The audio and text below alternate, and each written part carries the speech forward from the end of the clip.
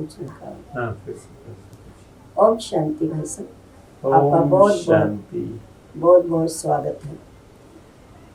Thank जैसे you. कि आज बाबा ने कहा था कि भोजन बाबा की याद में बनाना है और भोजन बाबा को भोग लगाकर खाना भी है और खिलाना है। इससे क्या क्या फायदे होते हैं? जैसे कई बार घरों में होता है कि जॉइंट फैमिली है तो उसमें थोड़ी दिक्कत होती है भोजन के लिए, तो उस परिवार में हम कैसे इसका प्रयोग कर सकते हैं?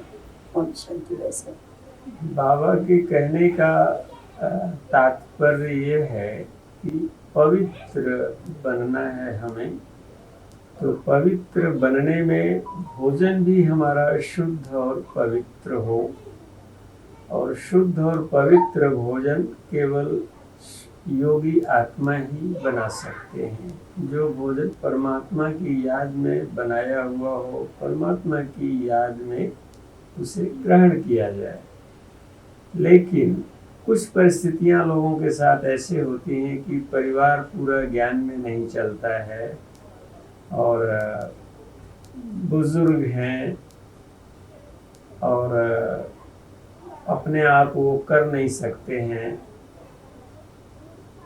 तो उस स्थिति में बाबा कहते हैं कि जो भोजन दूसरे परिवार के सदस्य जो ज्ञान में नहीं चलते हैं और वो भोजन बनाते हैं, तो उनके भोजन को, बनाए हुए भोजन को हम दृष्टि दे करके और उसे फिर बाबा की याद में हम स्वीकार कर लें। उसमें कुछ चीज़ों के लिए बाबा ने कहा कि जैसे रोटी ले लिया, सब्जी में प्याज है, कुछ और है, तो केले से रोटी खा लिया, थोड़ा दही ले लिया तो दही से रोटी खा लिया, या कुछ ऐसी चीज़ें होती हैं जिनमें ये सब चीज़ें नहीं पड़ता है, तो उन चीज़ों के द्वारा हम अपना काम चला सकते हैं। काम चलाने के लिए बोला। लेकिन जो यंग हैं,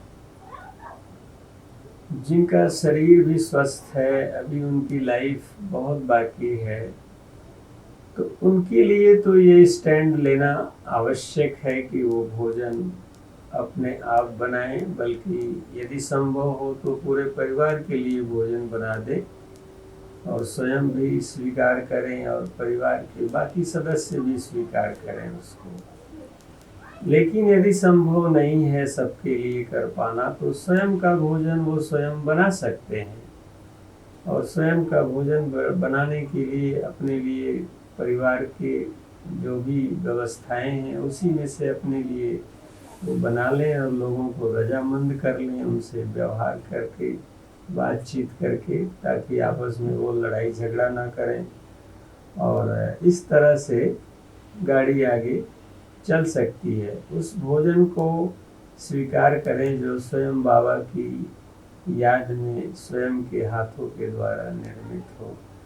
ऐसे बाबा ने कई युक्तियां बताई हुई हैं। जहां बिल्कुल भी कोई व्यक्ति जैसे नौकरी करते हैं, कोई और चांस नहीं है, जीवन चलाना है, तो जो भी मिलता है उसे बाबा की याद में उसे स्वीकार कर ले। लेकिन एक ही नियम सबके लिए लागू नहीं होता है कि ऐसा नहीं कि बाबा ने कहा है दृष्टि दे करके खा लें, लेकिन हम बना भी सकते हैं, हमारा कोई परिवार में इतना विरोध भी नहीं होता है, तो वहाँ पर ये नियम लागू नहीं होता है। ओम शांति। जैसे कि कुमारियां हैं घर में, उनके हाथ का भाई साहब बनाए वो तो भोजन कर सकते हैं।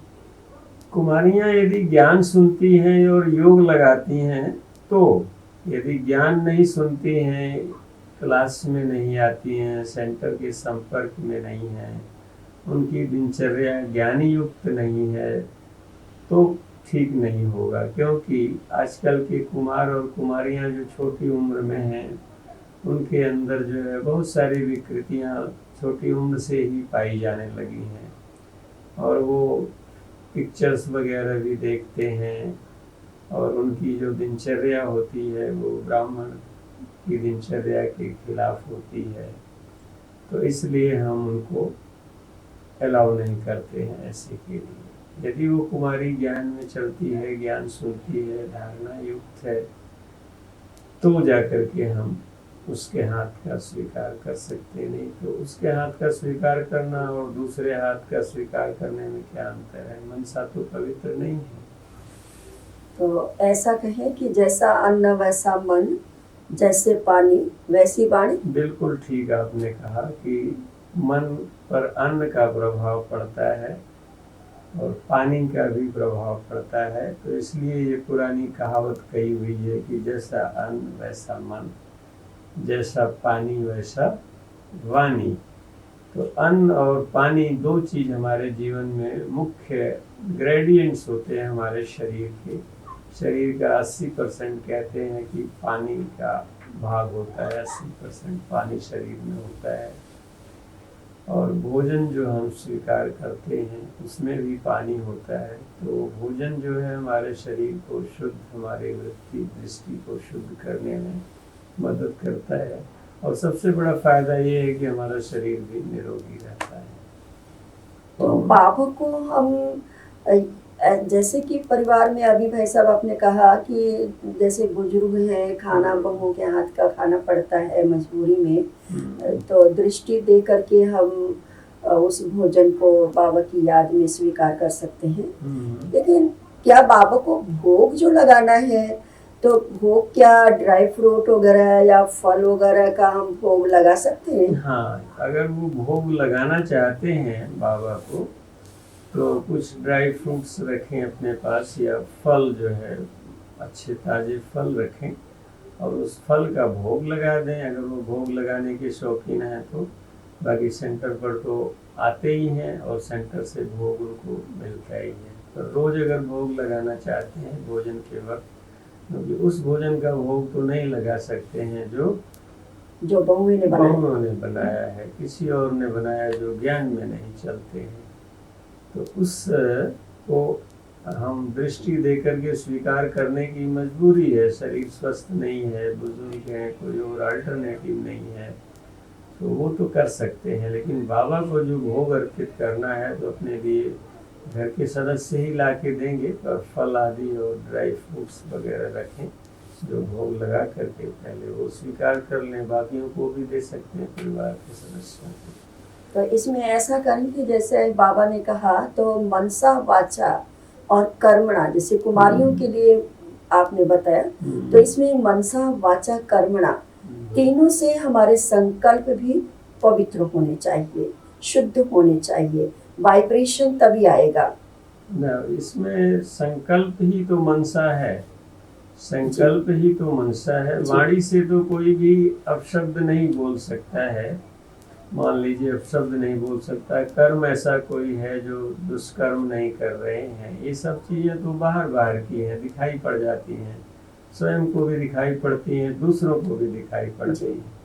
लेकिन जो मन में चलता है वो तो दूसरों को दिखाई नहीं पड़ता है, लेकिन वाइब्रेशन के रूप में चेहरे से रिफ्लेक्शन जरूर महसूस किया जाता है जो पास में रहते हैं।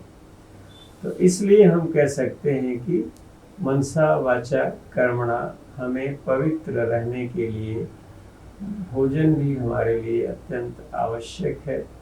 और यज्ञ में बाबा ने भोजन पे बहुत जोर दिया था, बहुत विस्तार से उसकी बातें बाबा